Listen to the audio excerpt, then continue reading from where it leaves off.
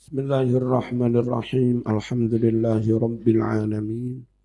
Allahumma salli wa sallim ala sayyidina Muhammad wa ala alihi wa sahbihi ajma'in.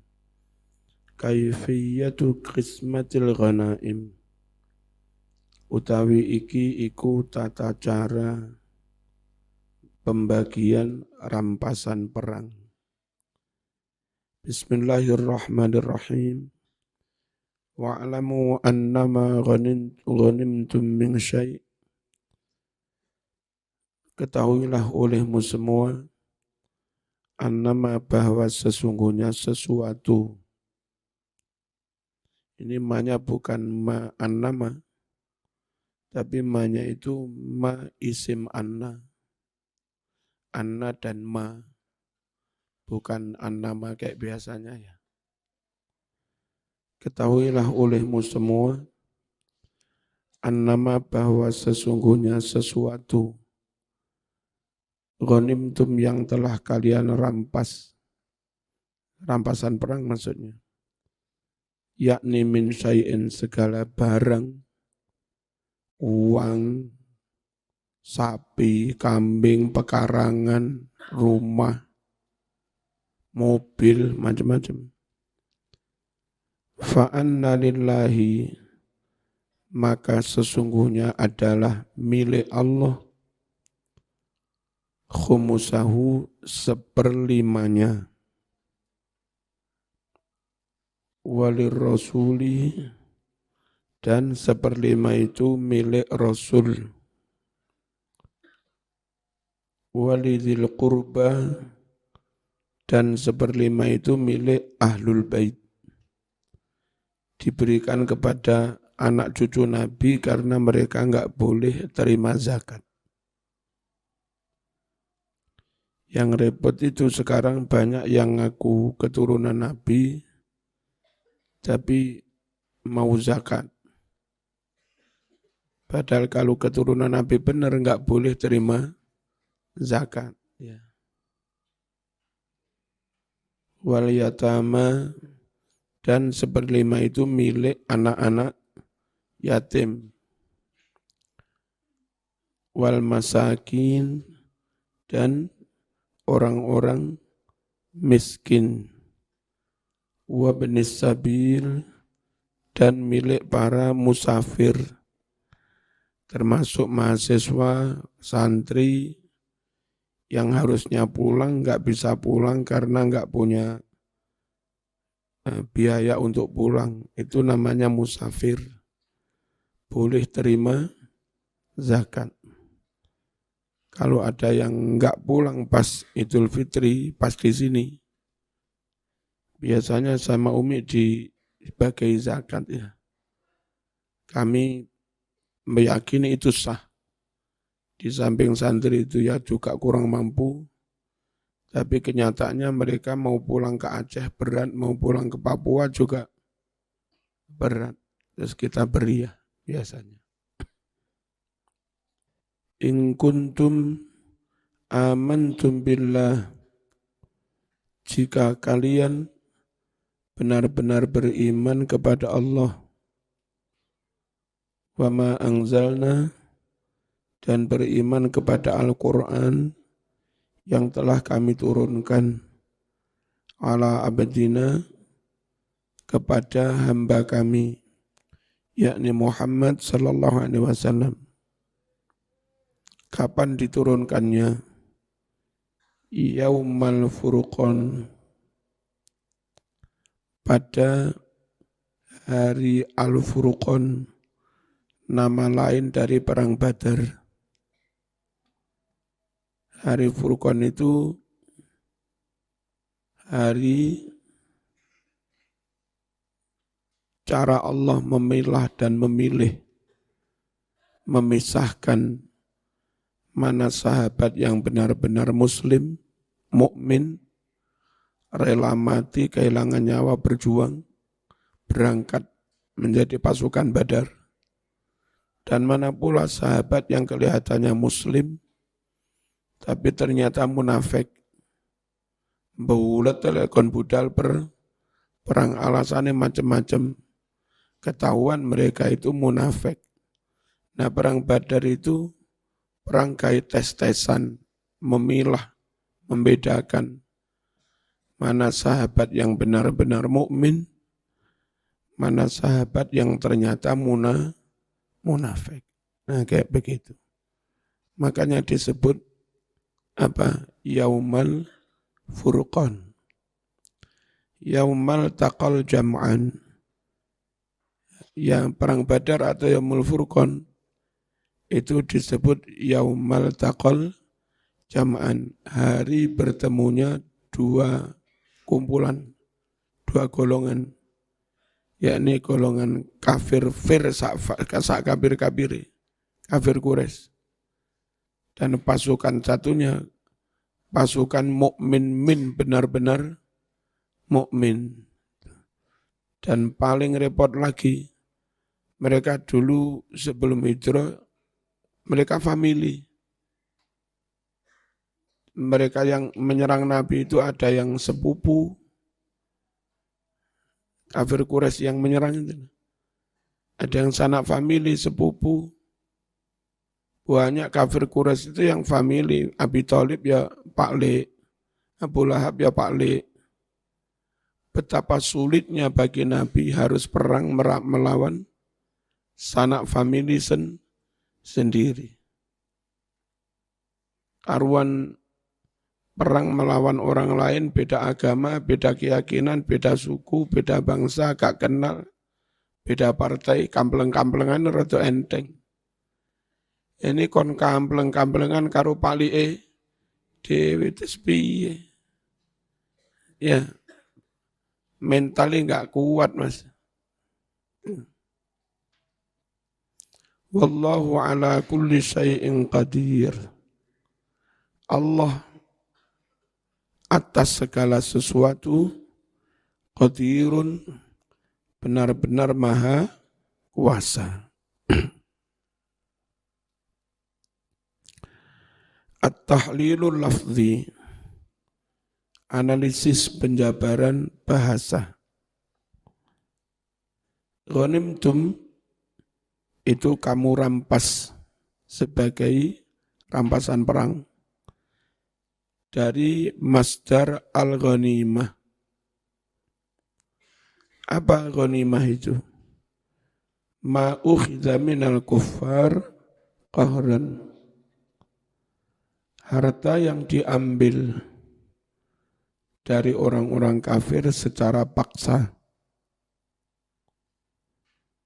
Bitariqil qital wal ghalabah. Dengan cara berperang dan menang. Merampas di luar peperangan namanya maling. Maka beberapa oknum kelompok di luar NU, toko Cina di sweeping, orang kafir di sweeping, dirampas hartanya, itu salah, haram. Rampasan perang itu ya mereka menyerang kita, kita ladeni, mereka kalah, rampas. Dan memang terjadi di medan perang. Bukan kok dalam kehidupan damai begini tahu-tahu toko Cina mau rampas ngawur aja. Ya, nggak halal. Namanya tetap nyolong, Mas. Harta yang diambil dari orang-orang kafir, qahran secara paksa, bitariqil qitali wal ghalabah, lewat peperangan dan menang. Perang tapi enggak menang ya enggak iso ngerampas. Malah bondomu sing dirampas. Amma ma ukhidha minhum bighairi harbin aw qital fahuwa fai. Adapun sesuatu yang diambil dari mereka dengan selain peperangan, itu namanya fai. Mereka orang kafir, akhirnya tanda tangan mau menjadi warga negara Islam. Boleh kamu jadi warga negara Islam, tapi harus bayar jizyah. Nah, jizyah itu sebagian dikembalikan kepada orang yang dulu ikut perang. Itu namanya bukan ghanimah.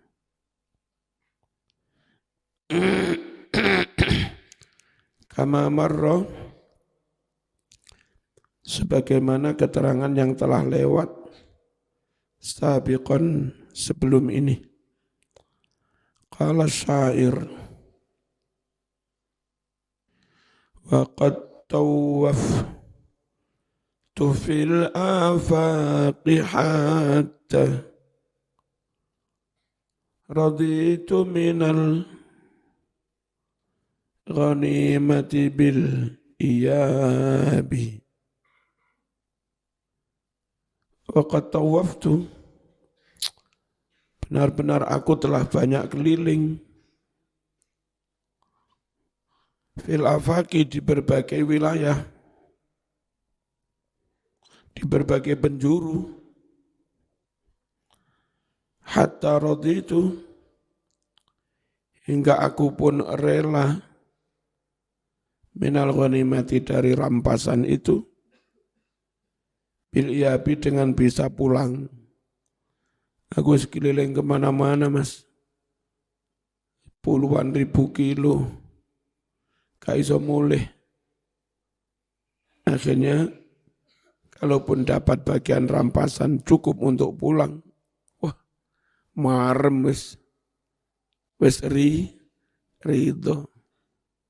Kakek pokok iso mulai wis seneng wis.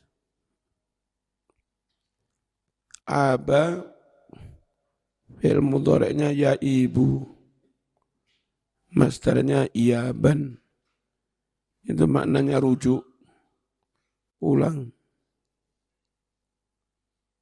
Ma'ab, husnul ma'ab, itu tempat kita pulang kembali, akhirat. Ya, dari fi'il madhi, aba ya ibu, masdarnya iyaban. Khumusahu bidhammil mim, dengan mendhammah mim, wa iskaniha, juga dengan mensukun mim. Membacanya boleh khumus, boleh khumsu, boleh khumusun, boleh khumsun. Maknanya 1/5. Jum'ah itu boleh dibaca Jumu'ah, boleh dibaca Jum'ah. Ya. Kalau di Quran, idza nudiya lis-salati min yaumil jumu'ah. Dalam bahasa Arab kita sehari-hari, yaumal jum'ah. Jarang orang berbahasa yaumal jumu'ah. Tapi ngucapnya mesti yaumal jumu'ah. Pakai sukun mim ya. Lughatani memang ada 2 lughat. Waqad quri'a, benar-benar dibaca lafadz khumus bihima, dengan dhammah dan sukun. Jadi di antara qiraah sab'ah ada yang baca khumusahu, ada yang baca khumsahu. 1/5 itu apa? Gede no jadi apa tuh? Volume tambahan. Wal khumus utawi 1/5 iku an yuqassama syai'u ila 5 ajza. Sesuatu dibagi menjadi 5 bagian. Lalu masing-masing bagian itu namanya 1/5. 5. Tapi ojo model hitung-hitungan KPU ya. 10 tambah 10 bukan 20. 10 tambah 10 200 ya. Pusing. 10 tambah 10 berapa? Hah?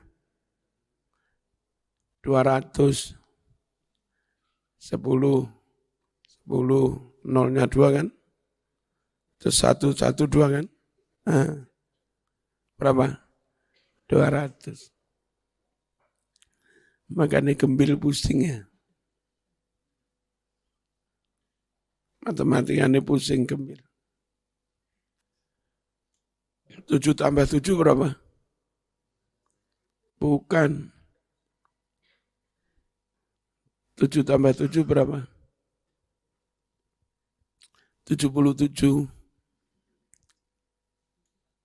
Kacau sekarang. Sesuatu dibagi menjadi 5 bagian. Summa yu'khadhu juz'un wahidun. Lalu diambil yang satu bagian.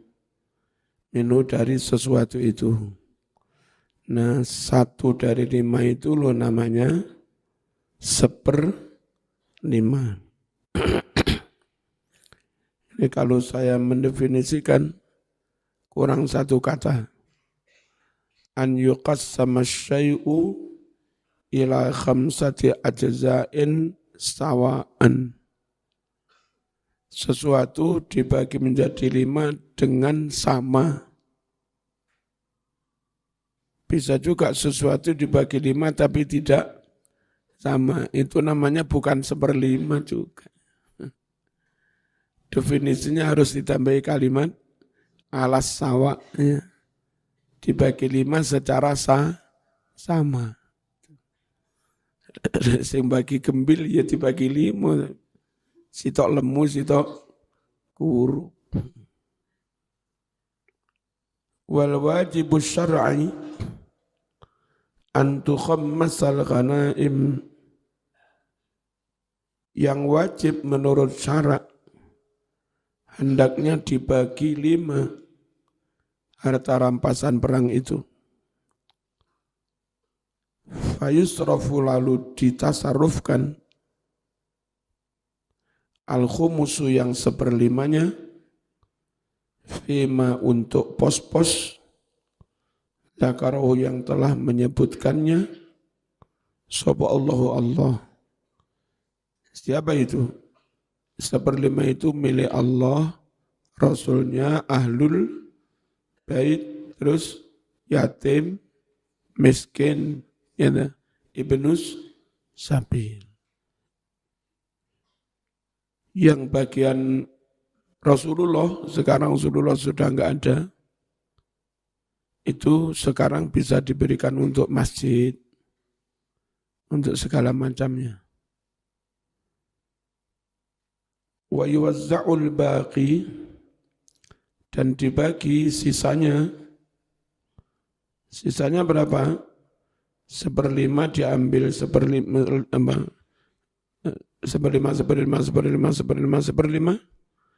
diambil yang 1/5 tinggal 4 4/5 wa huwa arba'atu akhmas, yaitu 4/5 dibagi di antara siapa? Bainal ghanimin, di antara pasukan yang mendapat hak harta rampasan. Qala al-Qurtubi lamma bayyana Allah Ta'ala hukmal khumus wa sakata 'anil baqi dalla dzalika ala annahu milkun lil ghanimin. Ketika Allah menerangkan hukum yang 1/5-nya saja dan Allah diam terhadap sisanya, jadi Allah lek dawuh rampasan iku Mas sing 1/5 milik iki. Allah hanya menerangkan yang 1/5. yang 4/5 Allah diam. Maka berarti kita simpulkan yang 4/5 milik pasukan perang. Ketika Allah menerangkan hukum yang 1/5 dan Allah diam dari yang lain, dalam maka menunjukkan dzalika yang demikian itu ala annahu milkun lil ghanimin, bahwa yang sisanya itu milik para tentara yang berhak mendapat rampasan. Tentara yang berhak mendapat rampasan itu tentara yang diberangkatkan perang. Meskipun di medan perang enggak perang. Sampai medan perang sakit enggak perang. Ternyata pasukannya menang. Pulang ya tetap berhak mendapat rampasan.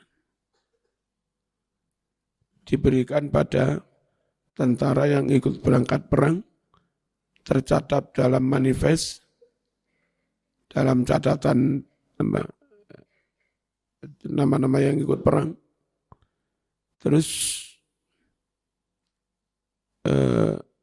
cuma yang benar-benar di medan perang terus perang lalu berhasil membunuh tentara kafir, dia dipersilahkan ambil HP-nya, uangnya, jaketnya, plus nanti masih mendapat rampasan.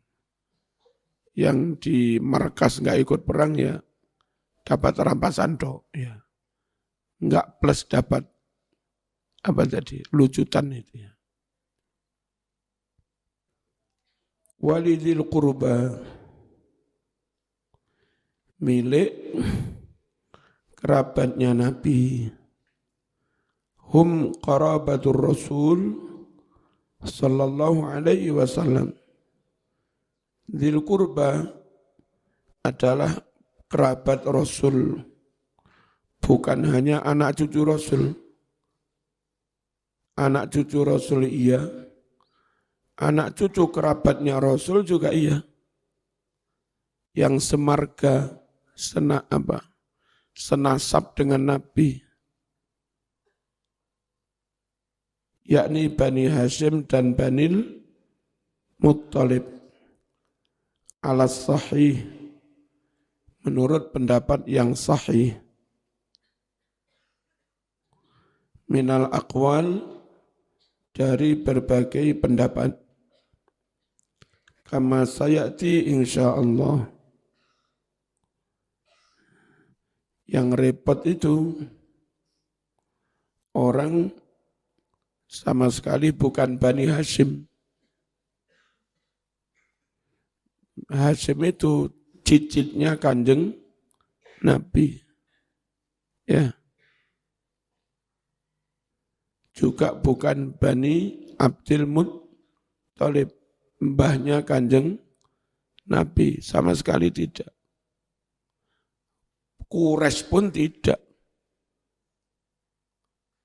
Di Mekah yang marganya Nabi itu Mekah, sukuku Quraisy, keturunan Ibrahim dari Ismail. Bani Hashim enggak, Bani Abdul Muttalib enggak, Quraisy pun enggak. Tahu-tahu ngaku keturunan Rasulullah. Kalau keturunan Rasulullah ya pasti Bani Hashim, pasti Bani Abdul Muttalib, pasti haram menerima zakat, pasti sukuku Quraisy. Ya. Kalau orang ngaku-ngaku keturunan Mustamar, pasti suku Jawa. Ya. Ini 1000 tahun ke depan ada orang ngaku-ngaku keturunan Mustamar, padahal Jawa pun tidak full Cina. Terus piye? Makanya Santri jangan gampang katut-katut ya. Kalau mereka Islam, is okay Islamnya. Kalau mereka tamasuk bisyariah, oke dalam hal tamasuk bisyariah. Kalau mereka ahlussunnah wal jamaah, oke dalam akidahnya. Tapi untuk ngaku-ngaku kami keturunan Madura, kami keturunan Syekhona, ya dicek dulu Mas ya. Orang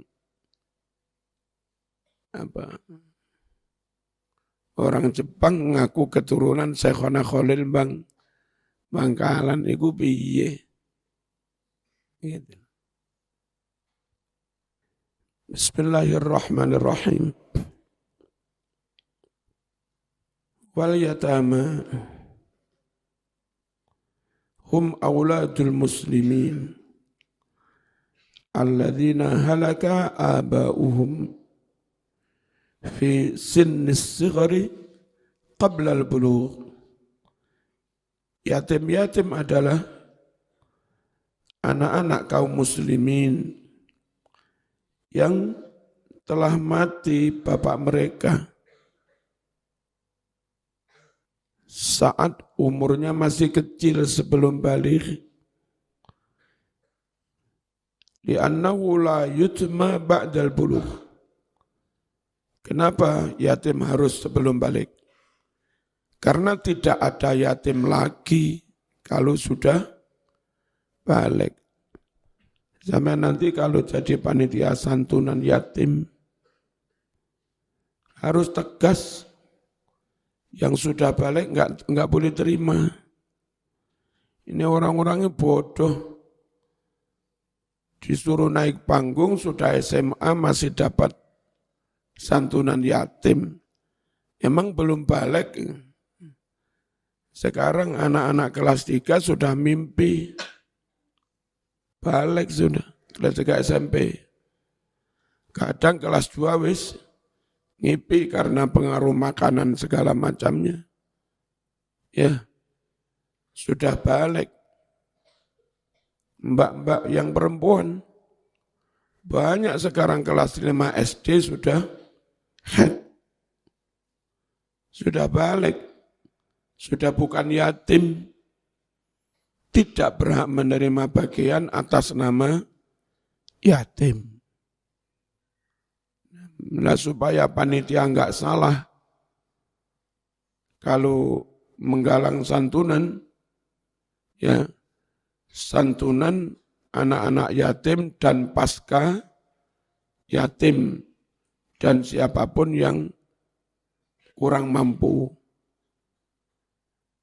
Nah, masyarakat urunan sudah tahu niatnya untuk itu. Ya. Kalau zaman ngelola panti yatim, orang-orang sedekah pada mereka, buatkan nomor rekening untuk mereka. Saat mereka yatim disangoni berhak terima. Setelah mereka yatim, enggak berhak disangoni atas nama yatim, tapi kan sudah punya tabungan. Itu. Caranya gitu ya. Kalau Mewar Mansur enggak setuju, saya juga enggak setuju anak yatim dipamerkan di panggung. Kalau yang yatim itu anaknya kiaimu bagaimana? Gusnya malah mau unggah di panggung terus. Ya. Nah, kalau dalam kayak begini pengen nyantuni ya langsung yatim gasek didata pada terus. Kadang yang telaten mendata Bukaji ini nanti musyawarah sama Umi kesini diwai piroan 1 jutaan apa 1,5 juta langsung nyuruh anak suruh ngantar ke rumahnya masing-masing. Kalau dipamerkan itu ada unsur politiknya juga. Calon kepala desa naik panggung, ini calon kepala desa paling lomen ini, Jolali milih, ada unsur politiknya. Wal masakin, siapa orang miskin itu? Hum ahlul faqa wal hajah. Mereka orang-orang yang melarat dan masih membutuhkan. Minal muslimin. Ini ada tanda-tanda, ada gejala-gejala mau agak paceklik, ya. Pak Dibis katanya kira-kira 4 atau 5 hari yang lalu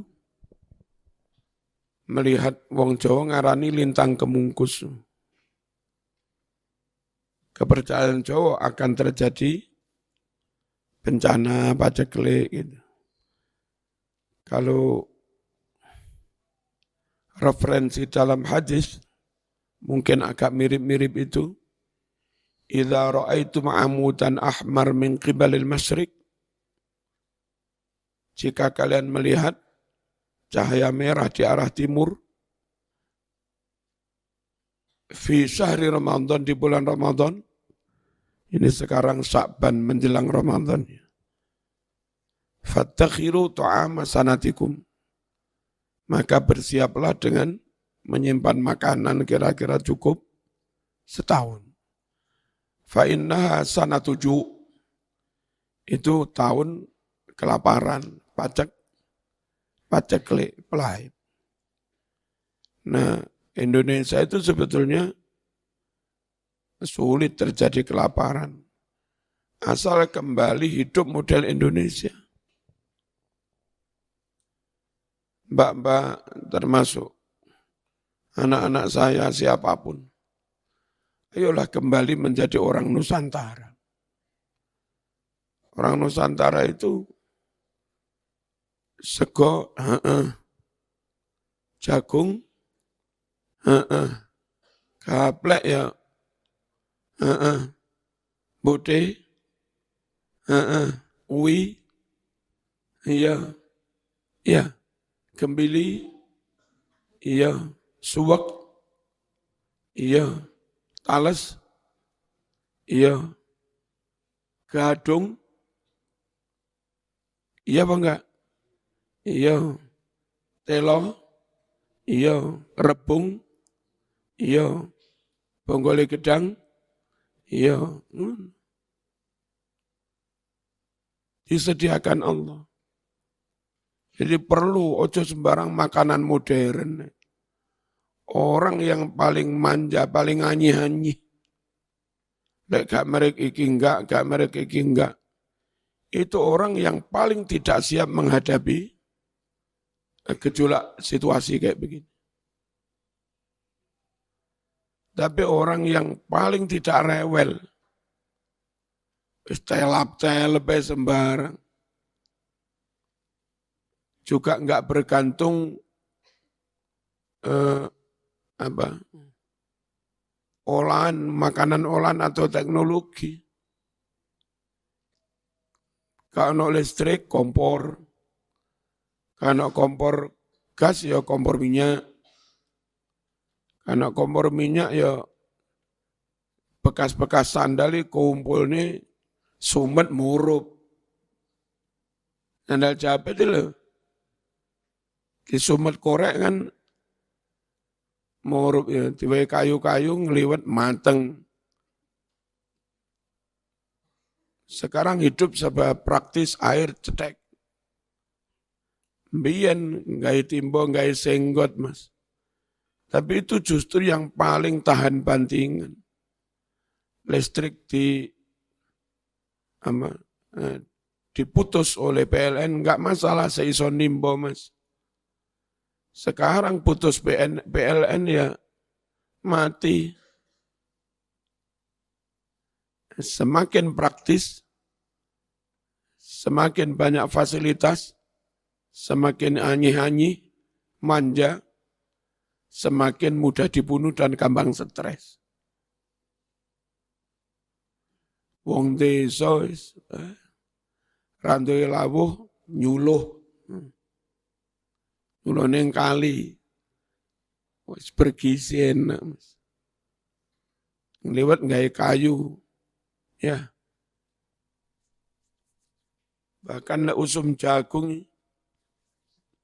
segone sego jagung, lawuhe dadar jagung, ya. Ya pernah? Iya. Sing tinggi kayu, tebon jagung wis garing iku. Serba teko jagung.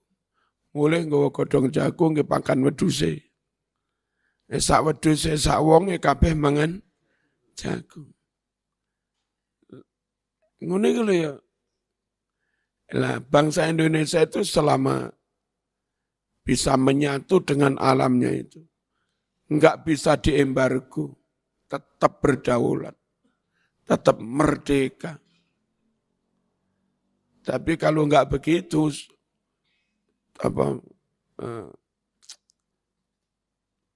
kedelai bergantung asing, jagung bergantung asing, bawang bergantung asing, beras bergantung asing.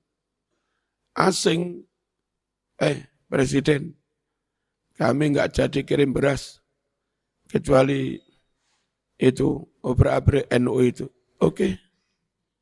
NU itu obrak-abrik dikirimi beras 2 juta ton.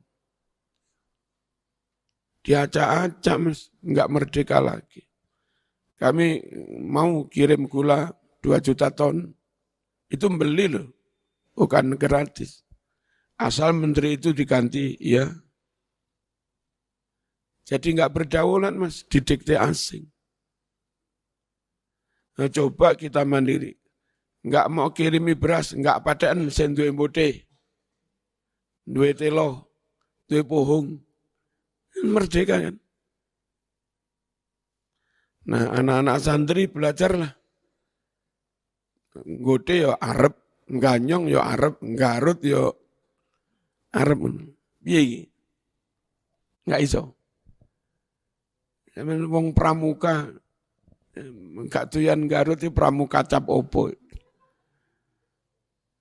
Pramuka kan ono latihan terutusan yang pekarangan. Apa itu jenenge? Apa? Penjelajahan. Itu kudu bedakne jamur iki mendemi, jamur iki enggak mendemi. Penjelajahan ra iso bedakne jamur. Mulai wetenge mlembung.